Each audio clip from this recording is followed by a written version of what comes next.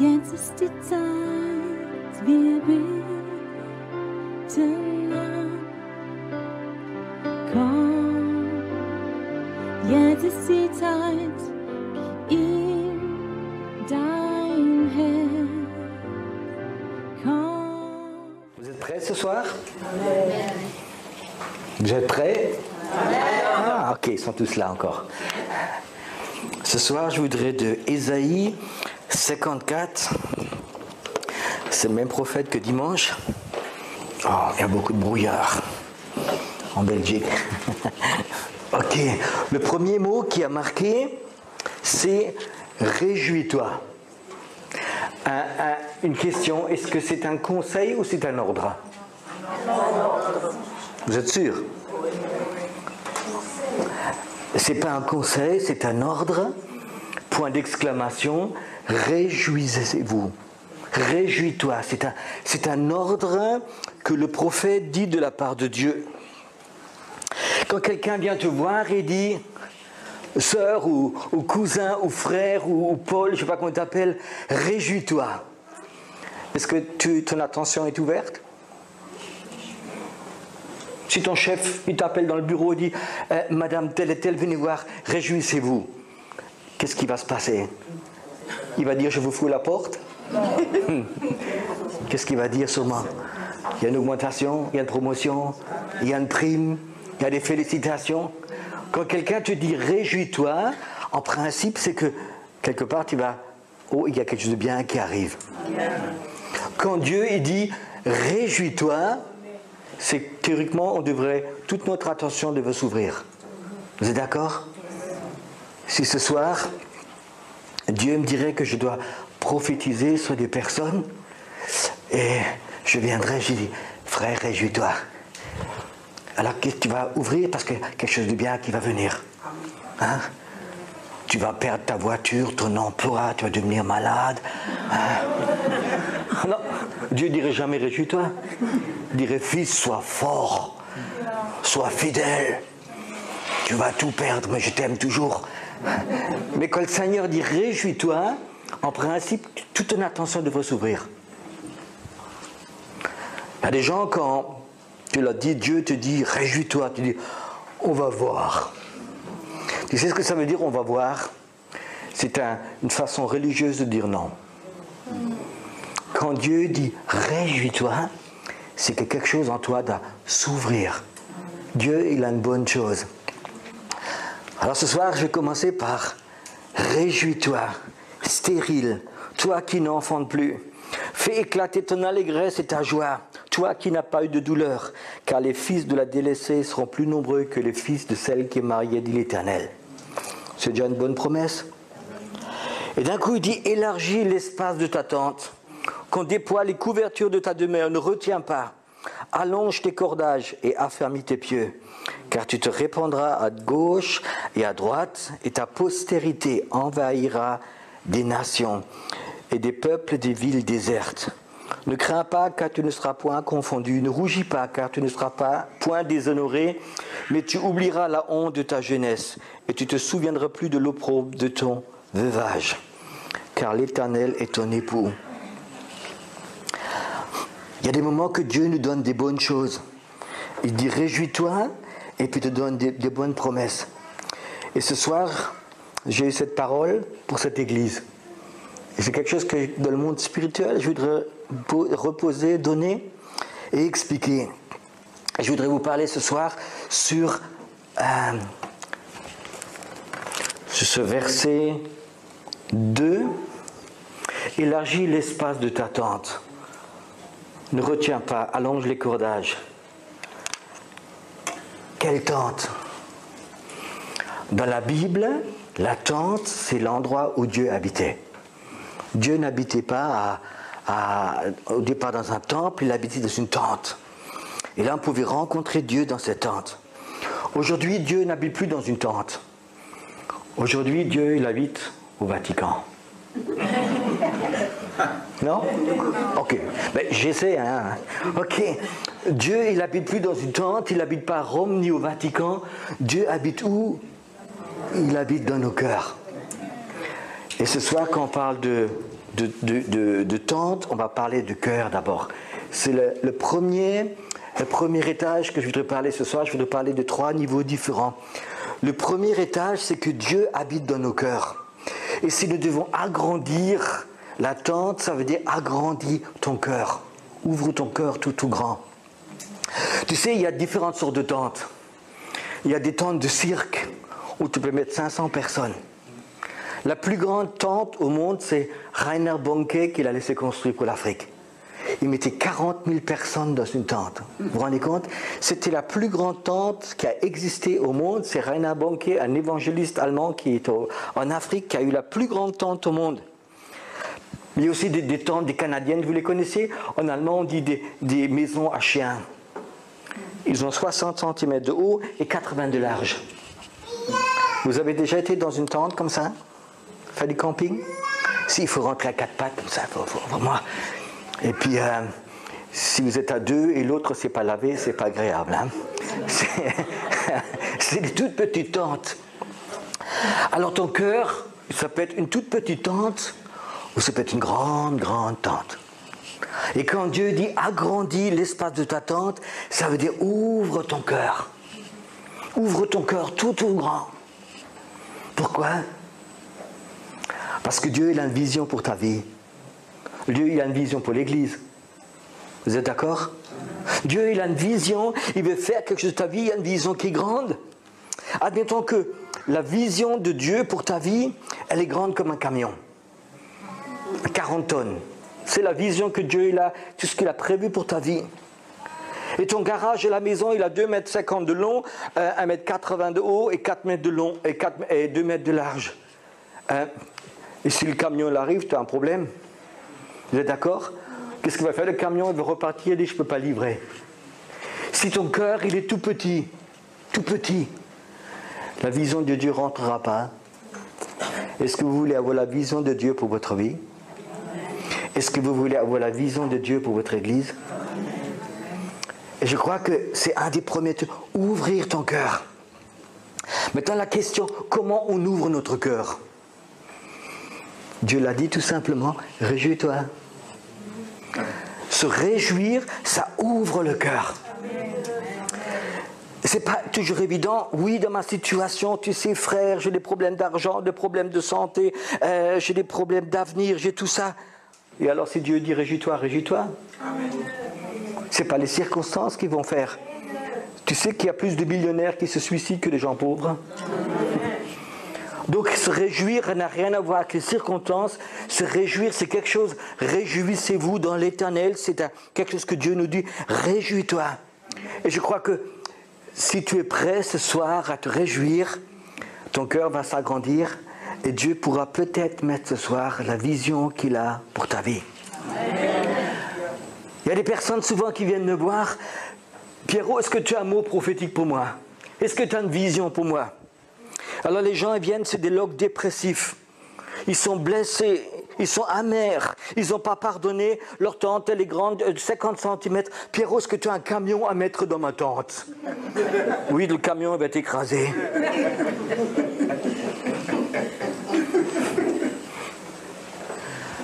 Dieu, il a une vision plus grande de ta vie que tu puisses imaginer. Amen.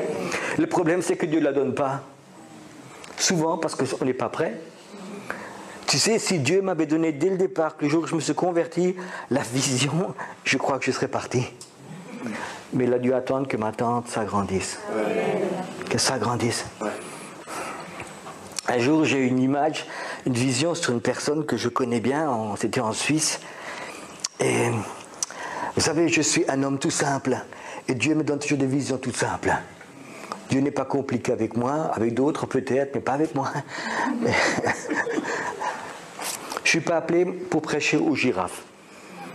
Je suis appelé pour prêcher aux hommes. Tu sais, il y a des gens qui sont tellement intellectuels, ils prêchent aux girafes. Et le peuple ne comprend plus rien.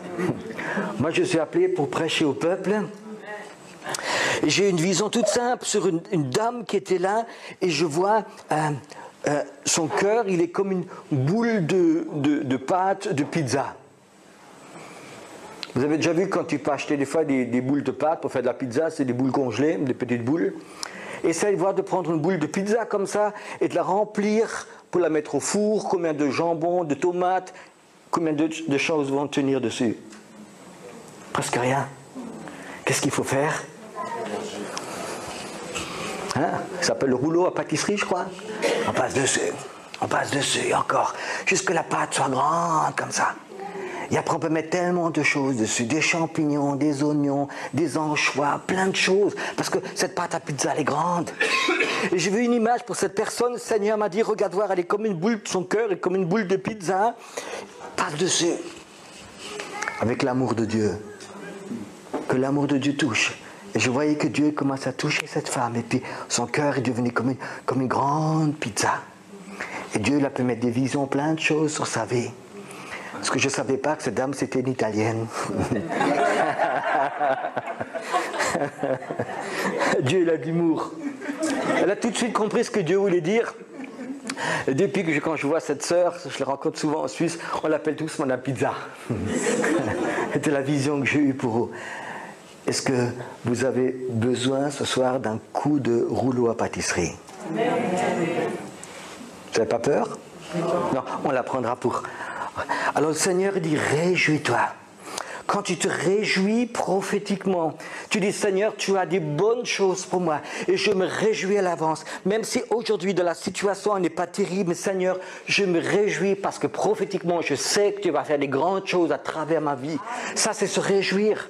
Et là, ton cœur, il s'ouvre. Vous savez que c'est plus facile de faire une tente, de la mettre plus petite que de la mettre plus grande. Mes parents, ils ont fait du camping quand j'étais petit. En tant que gamin, j'étais dans les terrains de camping et j'ai appris que mettre les tentes plus petits, c'est plus facile que de les agrandir. Il suffit de tirer les... Comment ça s'appelle? Les harengs? Non, comment? Les trucs qu'on met par terre, les tiges? Les harengs? Les pieux? Les pieux? Ok. C'est très facile quand quelqu'un fait une tente et la nuit, quand il dort, tu t'approches et tu tires 4, 5, 6 fois et tu t'en vas. D'un coup, la tente, elle fait... Et tu entends quelqu'un en dessous qui ronflait. Une tente, c'est très facile à la détruire. Mais c'est dur de la faire plus grande. Et le diable, il aime bien détruire ta tente. C'est tellement facile. Une déception, une petite amertume. Tu as prié, tu ne l'as pas reçu. Quelqu'un t'a blessé. Quelqu'un te rejette. Quelqu'un te critique. Vous connaissez ça en Belgique? Ça vous arrive aussi? Et chaque fois que ça t'arrive, le diable il vient et puis tire un piquet de ta tente. Et puis après ton cœur devient tout petit. Moi j'ai rencontré des chrétiens qui me disent, Pierrot, j'aime Jésus, mais Jésus, moi tout seul, je ne vais plus rien savoir d'église, plus rien de pasteur, plus rien de frère. Ils m'ont tellement dessus. Il n'y a plus que Jésus et moi dans une toute petite tente. Puis on attend le retour du Seigneur. On attend le retour du Seigneur depuis 30 ans. Tout seul avec lui. Une toute petite tente. Pierrot, est-ce que tu as un camion de bénédiction pour moi? Je dis non. Ton cœur, il est fermé. Il n'y a rien qui peut rentrer. J'aimerais un moment encore passer le rouleau de pâtisserie sur ton cœur. Si tu savais combien il t'aime, si tu savais combien tu es important, si tu savais les plans de Dieu pour toi, les choses extraordinaires qu'il a prévues pour ses enfants, si tu savais encore les plans pour le réveil de la Belgique, pour l'Afrique, pour d'autres pays, si tu voyais le plan de Dieu et tu dirais, je vais mettre un morceau de ces plans dans ton cœur, tu te réjouirais. Amen. Et je crois que c'est une des choses les plus importantes, que nous nous réjouissions dans le Seigneur, parce qu'on sait qu'il y a des bonnes choses prophétiques devant nous. Si nous les voyons prophétiquement, des fois notre cœur bat. Tu sais, si je ne savais pas qu'il y a un réveil qui viendrait en Europe très fort, je ne serais pas là ce soir. Je ne serais pas là. Il y a d'autres choses à faire. Mais je sais dans mon cœur que Dieu il a des grandes choses qui sont là. Et Dieu m'a donné des visions qui sont là et puis j'ai envie de les partager. Et j'ai envie de vous dire quelque chose. Il ne faut pas que ça rentre dans votre intellect. Il faut que ça rentre dans votre cœur. Amen. Mais ça peut rentrer que dans votre cœur si votre cœur, votre demande. Donc on peut agrandir. agrandir et croire. Je dis, Seigneur, je sais que tu as des bonnes choses pour ma vie et je veux toutes les avoir. Seigneur, je me réjouis que tu ne m'as pas oublié. Seigneur, je me réjouis que tu m'aimes. Seigneur, je me réjouis que tu m'as pardonné, que tu m'as appelé, que ma vie t'appartient. Ça, c'est se réjouir. Et chaque fois que tu te réjouis, ta tente s'agrandit. Ta pâte à pizza s'agrandit. Et c'est le diable, il vient. Et il t'attaque, il dit une déception. Dis Seigneur, merci pour cette chose que je puisse apprendre à pardonner. Et je pardonne à ce frère, et je pardonne à cette sœur. Et c'est fini. Et Seigneur, je te glorifie là-dedans. Et tu sais, ta tente ne devient pas plus petite. Soyez honnête. Combien de fois le diable a essayé de tirer un piquet à ta tente? Il n'y a rien de pire que des églises avec des petites tentes qui se réjouissent. Des gens très égoïstes, très blessés. Tout tourne autour de leur vie. La tente, elle a 1 mètre carré, mais on tourne tout le temps autour. Moi, j'aimerais bien faire du jogging de ma tente. Toi aussi? Il faut qu'elle soit grande. Il faut des grandes choses rentrent dedans. Première chose, le premier niveau, c'est agrandir la tente de ton cœur, que ton cœur s'agrandisse. La deuxième tente, c'est la tente de la prière. Je crois que dans le monde invisible, quand vous commencez à prier, c'est que vous construisez une tente sur la ville de Bruxelles. Une tente de prière. Elle peut être petite, elle peut être grande. Tu sais, des fois, il y a des petites églises qui font des grandes tentes. Peut-être c'est les très grandes églises qui ont des petites tentes. Je ne le sais pas. C'est le Seigneur qui le sait. Mais je crois et j'espère que spirituellement, que vous avez une grande tente de prière sur cette ville. Que votre église, elle a construit une tente de prière. Que vous avez prié, que vous n'avez pas lâché. Tu sais, le monde invisible, il est invisible, mais je crois qu'un esprit qu'on peut le voir. Il y a des chrétiens qui pensent que tout se passe au niveau naturel. On fait des églises, on fait des ministères, on fait des organisations chrétiennes, on fait tout au niveau visible. Mais je crois qu'il y a un monde invisible qui est beaucoup plus grand que le monde invisible est beaucoup plus grand que le monde visible. Et la Bible dit tout ce qui est invisible, ça restera éternellement. Et tout ce qui est visible va être détruit. Un jour, ce bâtiment sera détruit. Un jour, il restera plus rien de cette église. Mais dans le monde invisible, vous pouvez construire une tente de prière. Le monde, tu sais, pendant des années, les chrétiens, ils ont fait des belles organisations, des beaux concerts, beaucoup de choses, mais ils n'ont jamais pensé au monde invisible. On a tout fabriqué à ce niveau-là. Et dans le monde invisible, c'était réservé pour les puissances démoniaques, c'était réservé pour les choses occultes, pour la sorcellerie, pour plein de choses. C'est eux qui remplissent le monde invisible. Et les chrétiens, ils ont pensé pendant des années, ça c'est pas leur niveau. Le Seigneur va revenir un jour, il va tout arranger, et nous on vit sur la terre. Et moi je lui dis c'est faux. Je crois qu'il y a un deuxième étage, et là on peut faire une tente de prière. Vous savez que les musulmans ils prient aussi. Ils ont des tentes de prière aussi. Vous savez que les musulmans ils veulent aussi un réveil des musulmans pour la Belgique. Et prient peut-être plus que les chrétiens.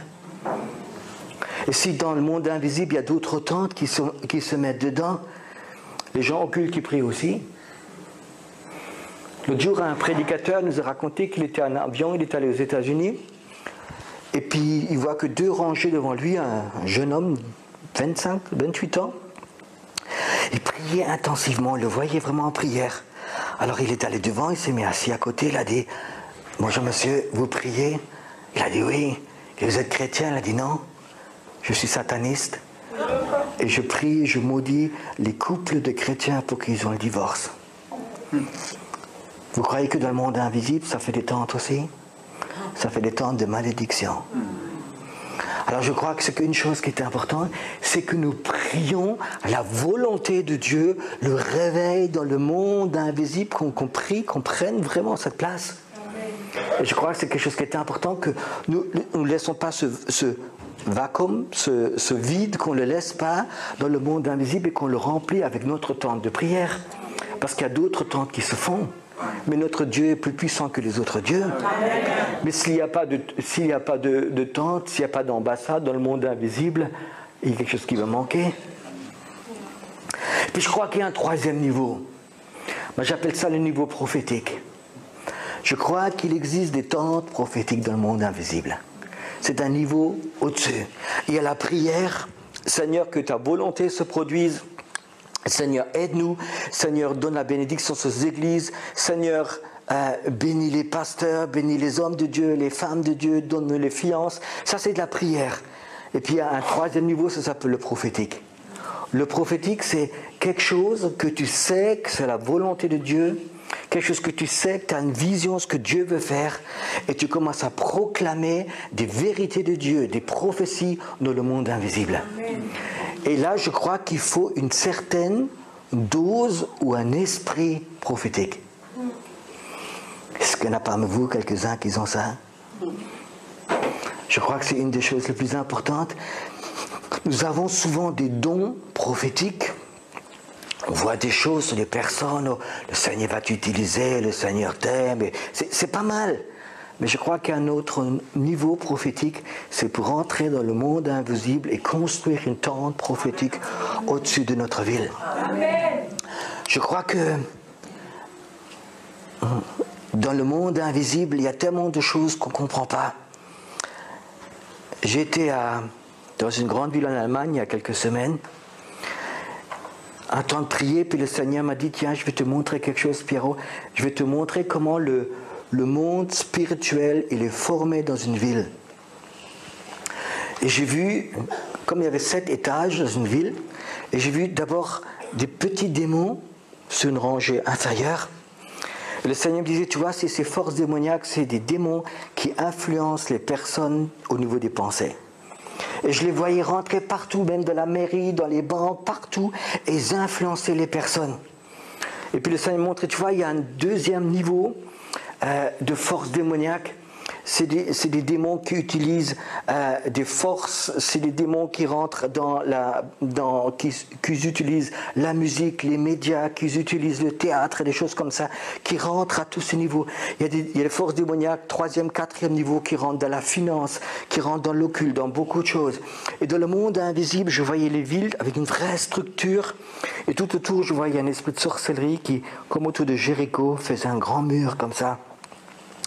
Alors ce que j'ai demandé au Seigneur, je dis, Seigneur, montre-moi ton église.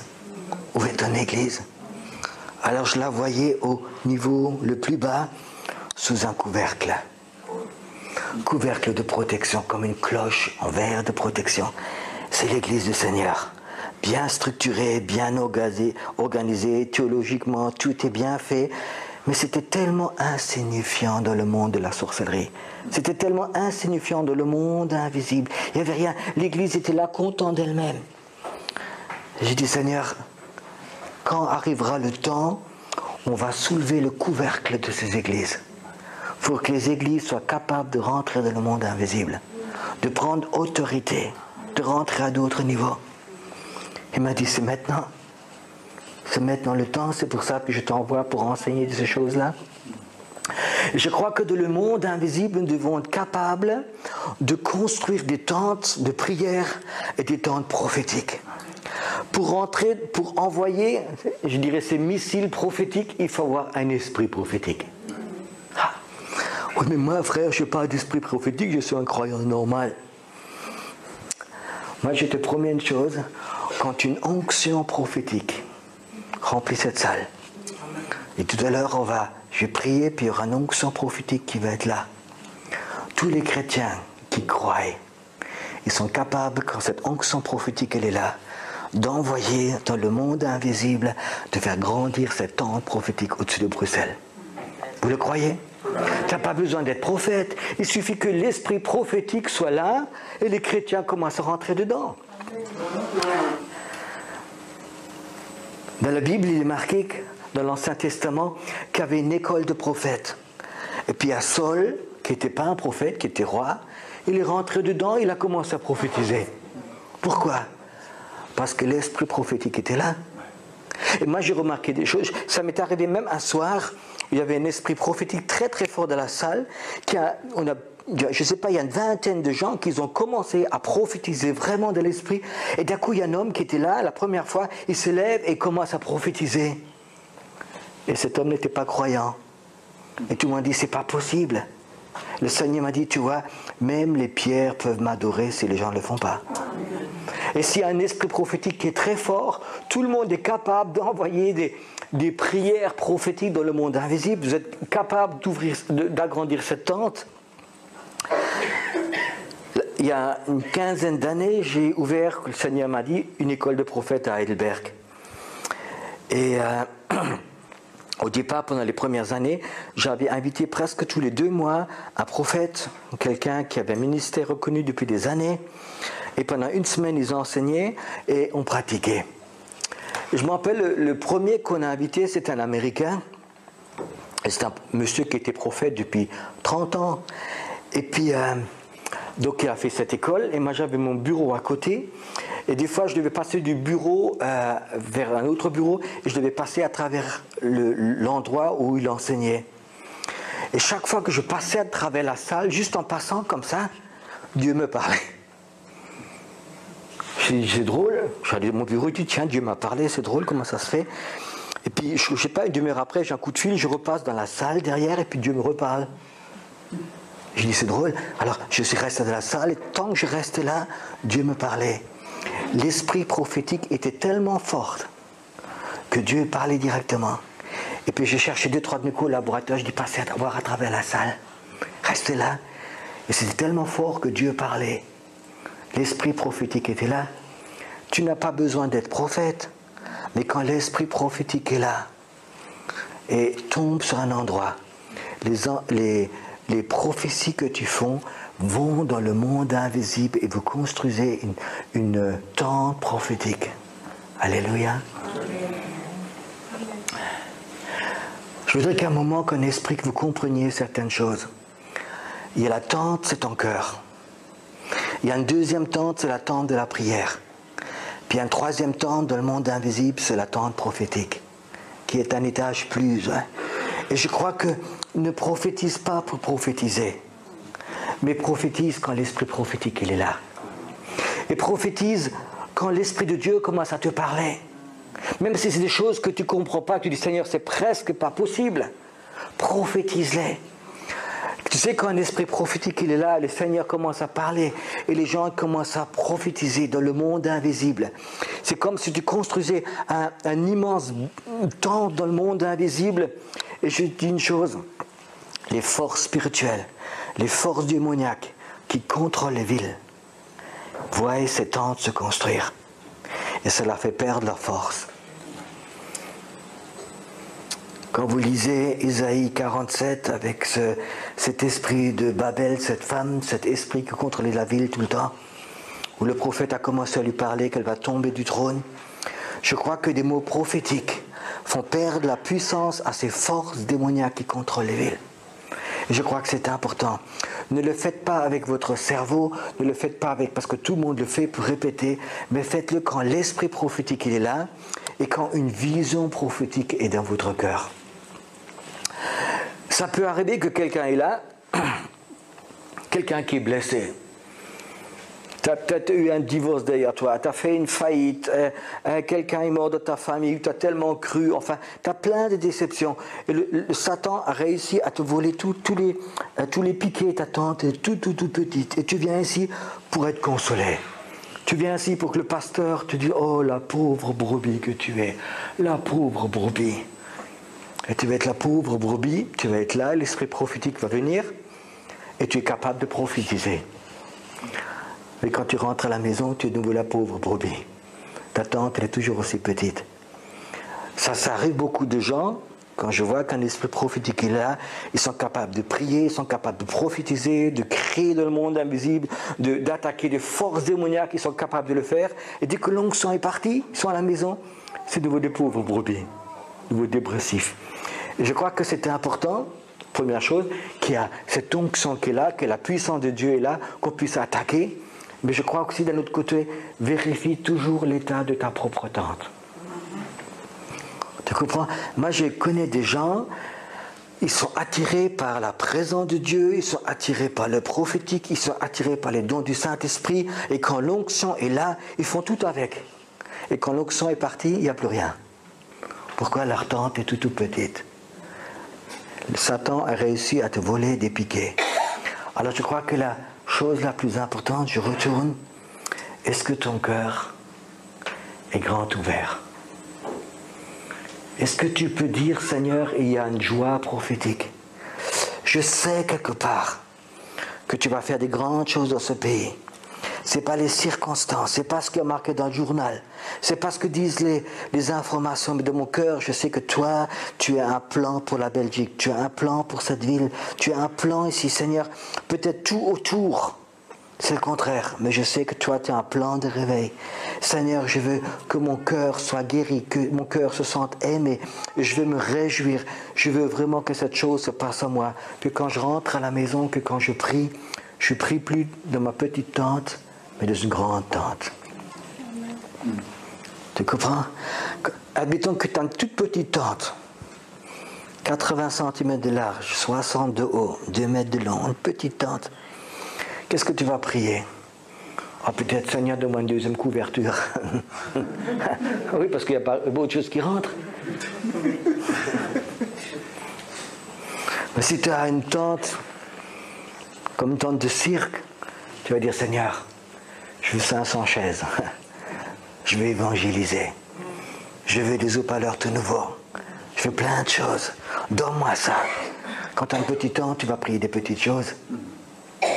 Ce soir, pendant un instant encore, je dois tellement passer ce rouleau à pâtisserie sur toi. J'ai tellement envie de ce soir que, pas que les gens disent, ah c'est super, mais moi ça ne marche pas. Moi je te promets une chose, ça marche si tu le veux. Si tu veux être aimé de Dieu, il va être aimé. Si tu es d'accord de te faire aimer. Il y a des gens qui veulent rester dans leur amertume. Ils veulent avoir de la reconnaissance à travers leur maladie. Ils veulent rester dans cette misère dedans. Ils veulent être bénis de leur misère. Imagine une chose, mon ministère, mon travail, c'est pas de bénir les gens de la misère, mais de dire, agrandis ton cœur, Dieu a des bonnes choses pour toi. Je ne veux pas rentrer dans ta petite Canadienne à 4 pattes et te rendre visite, apporter des fleurs pour que ce soit moins moche ta tante. Mais je dis, écoute, sœur ou frère, agrandis ton cœur. Il y a un Dieu qui t'aime. Il y a un Dieu qui t'aime. J'ai envie de prier juste un instant. Je ne sais pas où est. Passez mon... Je t'ai payé pour toute la soirée. Hein. C'est le rouleau de pâtisserie. Hein. Je voudrais te poser une question ce soir. Est-ce que tu aurais besoin que ta tente s'agrandisse? Est-ce que tu aurais besoin d'avoir une plus grande place dans ton cœur pour une plus grande vision? Une vision même pour tes enfants, pour tes petits-enfants. Une vision peut-être pour ton mari qui est incroyant. Une vision pour tes enfants qui ne suivent pas le Seigneur. Pour tes enfants peut-être qui sont dans la drogue, dans l'alcool, qui sont perdus.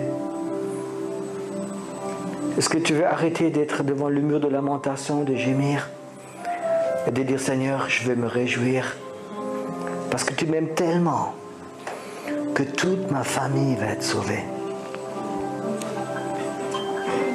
Seigneur, ce soir, agrandis ma tente pour que je puisse de nouveau croire, que je puisse de nouveau voir, que je puisse prier, pour que je puisse proclamer, pour que je puisse prophétiser dans le monde invisible, que ma famille va être sauvée, que mes enfants vont être sauvés, ils vont suivre le Seigneur, ils vont servir le Seigneur. Là où Satan a réussi à te voler des piquets, à travers des déceptions, à travers des amertumes, à travers des mensonges, je brise la puissance des mensonges ce soir sur toi. Je brise la puissance des déceptions. Je brise la puissance de l'amertume, de l'incrédulité. Je brise ces puissances ce soir dans le nom de Jésus. Je le brise maintenant. Et Seigneur, je voudrais que tu passes ce soir avec ton rouleau à pâtisserie plein d'amour. Que tu passes ce soir ici maintenant. Que tu passes ce soir ici. Seigneur, où le diable a détruit des choses dans des familles, où le diable a attaqué les pensées, je détruis ces choses-là. Je les détruis. Tous les piquets volés vont être restitués. Tous les piquets volés vont être restitués, Seigneur. C'est l'année de grâce pour toi. Je vais te rendre ces choses-là. Je vais te rendre fertile, dit le Seigneur. Je vais te rendre fertile. Toi qui n'as plus enfanté. Toi qui n'as plus amené quelqu'un au Seigneur. Je vais te fertiliser. Je vais te rendre fertile. Et que la vie de Dieu re-rentre en toi ce soir. Que la vie de Dieu rentre de nouveau ce soir en toi. Que ta tente de foi grandisse ce soir. Pour qu'une vision de Dieu rentre en toi tellement forte. Pour que tu puisses vivre dans une joie prophétique. Une joie de toutes les bonnes choses que le Seigneur va faire. Là où Satan t'a volé, tu n'as pas pu avoir de vision parce que ta tente était trop petite. Ce soir, le Seigneur dit, je brise ces choses. Et je mets un esprit prophétique sur toi. Je mets un esprit prophétique sur toi. Que tu deviennes un visionnaire, une visionnaire. Que tu regardes tes enfants et tu as des visions sur eux. Que tu regardes ta famille, ton église, et que tu as des visions de nouveau. Le temps de la tristesse est passé. C'est le temps de la joie de Dieu qui revient de ton cœur, une joie prophétique. Pas une joie de l'âme, c'est une joie de l'esprit, une joie de l'esprit prophétique. Tu vas être vainqueur avec le Seigneur. Tu vas être vainqueur avec le Seigneur. Ce soir, je brise cette déception, cette amertume, cette dépression, cette tristesse, cet esprit de tristesse en toi. Cet esprit de deuil, je le brise maintenant, je le brise en toi, je le brise. Tout deuil est passé, tout deuil est passé, tout deuil est passé maintenant. Je brise maintenant cet esprit de mort qui t'a volé ta vie, qui a volé ton avenir. Je brise cet esprit de mort qui t'a arraché les piquets dans ta vie. Je le brise maintenant, je le brise maintenant. Et je t'accueille dans ma présence, dit le Seigneur. Maintenant, je t'accueille. Parce que ton cœur est grand ouvert, je t'accueille maintenant. Viens dans ma présence. Viens dans mon lieu saint. Ce soir. Viens.